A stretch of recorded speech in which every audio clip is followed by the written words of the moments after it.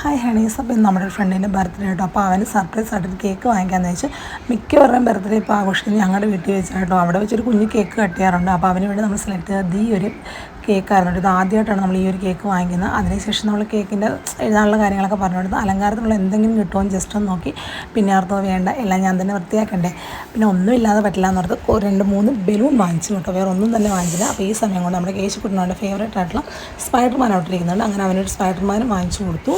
അപ്പോഴത്തേക്കും നമ്മുടെ കേക്കൊക്കെ നമുക്ക് കിട്ടി. പിന്നെ നമുക്ക് 2 മിഠായി അവർക്ക് ഫ്രീ ആയിട്ട് കൊടുക്കണം. അതുമായിട്ട് നമ്മൾ നേരെ പോകുന്നു. ഹാപ്പി ബർത്ത്ഡേ സിംഗ്ലി എന്ന് എഴുതിയത്. സിംഗ്ലി എന്നുള്ള അവൻ്റെ ഇരട്ട പേരാട്ടോ. ശരിക്കുള്ള പേര് അശ്വിൻ എന്നാണ്.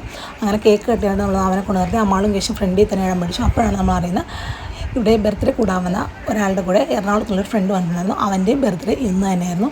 അത് നമ്മൾ അവസാന നിമിഷമായിട്ട് അറിഞ്ഞത്.